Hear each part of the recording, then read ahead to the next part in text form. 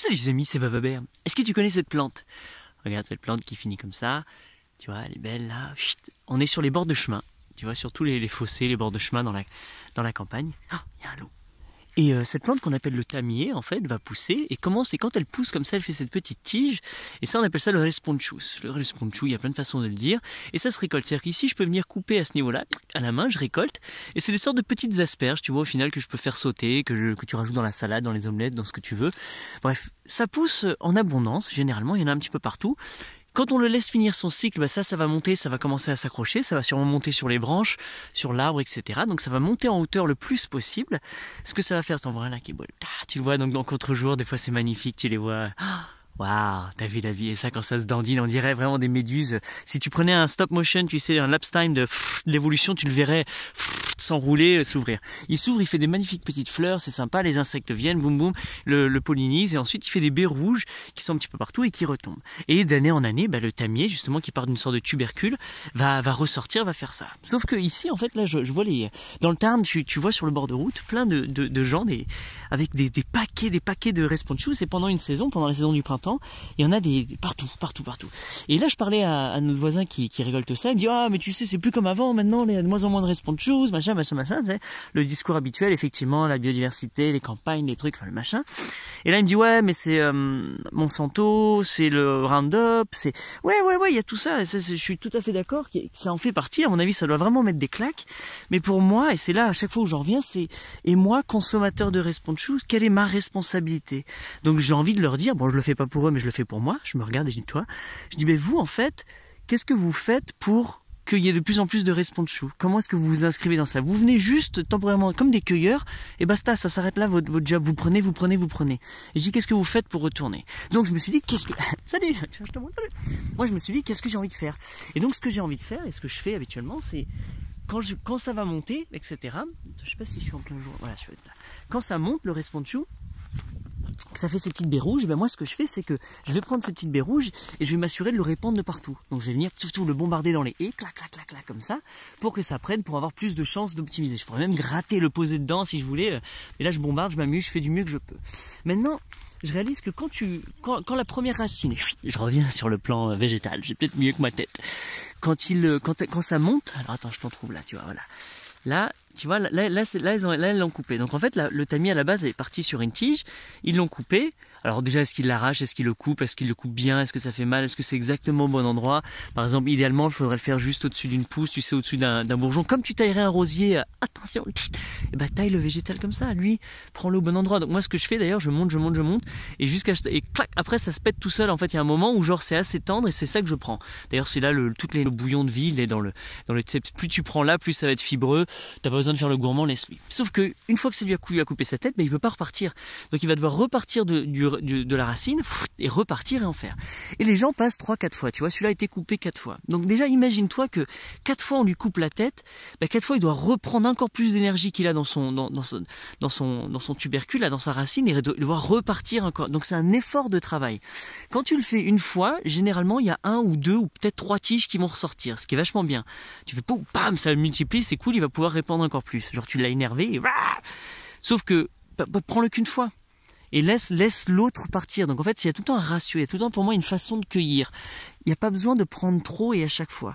Sauf que lui, moi je vais en prendre qu'un, ensuite il y a une autre personne qui elle en prend qu'un. Donc en fait le responchus se fait grignoter, mais tout le temps par des mains humaines qui viennent le manger dans tous les sens. Mais des mains humaines qui ne l'aident pas forcément à faire ça. Donc qu'est-ce qu'on a à faire nous en tant qu'humains? C'est comme je t'ai dit, donc déjà cueillir en conscience et s'assurer de dire est-ce que ça va lui redemander un effort d'énergie. Donc tu regardes, t'observes, t'apprends à connaître le végétal et tu vas l'encourager. Des fois, moi, je l'aide à stresser sur d'autres choses. Je prends ses graines, je les balance. Et surtout, où c'est important, c'est qu'en fait, il faut absolument créer ça, créer des haies, créer des fossés, créer des endroits où justement il peut être dans son environnement. Mais pas que pour le responchus, pour toutes les autres plantes que tu vois ici. Là, je sais pas si tu vas peut-être pas voir, mais là, en fait, il y a plein de petits chênes, de petits pruneliers, de prunes, de poiriers qui poussent, de pommiers. Mais sauf que, comme les pareuses, elles passent, à chaque fois, elles me les coupent. Et donc, il y a que de très vieux arbres qui sont ici. et on pourrait densifier. C'est-à-dire que c'est déjà densifié, c'est juste que l'humain pour l'instant passe l'épareuse. Sauf que le mec il fait juste son job, le mec de l'épareuse questionne pas spécialement ça, il vient, il va au mieux qu'il peut autour des arbres, bon des fois, il lui met pardon, mais il fait du mieux qu'il peut. Le mec il fait ça beaucoup, c'est dur, c'est pénible pour le dos, enfin c'est pas un boulot super cool. Maintenant, moi qui suis juste passager devant ce truc-là, j'ai vu qu'à chaque fois les arbres sont là en fait, qu'il n'y a plus qu'à les laisser. Donc je dis si on les laissait tranquilles, eh ben la haie va repousser naturellement quoi. Et après je dis au mec de l'épareuse de laisser la haie, de couper que juste ici sur le chemin. Donc j'ai dit qui est le propriétaire? Le propriétaire de ce terrain-là. Donc c'est un agriculteur qui l'a en bail au propriétaire qui habite tout là-bas. Donc moi, Olivier, qui est un ami, un petit vieux du coin que j'adore, on sympathise depuis des années, et là j'ai envie de lui dire, donc là je m'en vais là, je vais voir, j'ai envie de lui dire, écoute Olivier, tu vois, est-ce qu'on pourrait laisser pousser tous les arbres? Donc je vais lui expliquer le concept de la haie, de Brigitte la haie, lui demander la permission, peut-être qu'il va me dire ouais, sûrement, il va me dire ah c'est cool, blablabla, vas-y, fais ça. Et au final, donc ensuite je mets en place le système où l'épareuse va pas passer, etc., etc. Et donc en fait je vais favoriser, sans rien avoir à planter moi-même, puisque tout est déjà là, juste en donnant une permission, en connectant deux humains et en trouvant la permission de laisser pousser ça, et génial. Après il y a toutes les fonctionnalités, toutes les bonnes raisons bien entendu de densifier la haie. Et ça c'est mon kiff dans la vie, ça j'adore créer des haies. Donc c'est ça, je t'encourage toi, si tu regardes cette vidéo, fais une haie dans ta vie, au moins une petite, une haie, c'est une petite haie. Sinon voilà, donc moi ce que je m'amuse à faire c'est planter ça. Donc je fais ça chez moi, je fais ça chez des particuliers, je fais ça pour les communes, je fais ça de partout en fait, j'adore faire ça. Et des fois c'est beaucoup plus simple que tu peux imaginer. C'est-à-dire que là comme je t'ai dit, j'ai juste à parler à un humain et à parler à un autre humain, connecter deux humains, et ça s'arrête là parce que le vivant fait son travail magnifiquement. Maintenant je te montrerai plein d'autres techniques de, eh ben effectivement là imagine tu as tout ça et toi tu aimerais planter une haie, comment faire pour qu'elle prenne, comment la diversifier, comment faire en sorte que ça marche vite, parce que ça peut être un super challenge hein.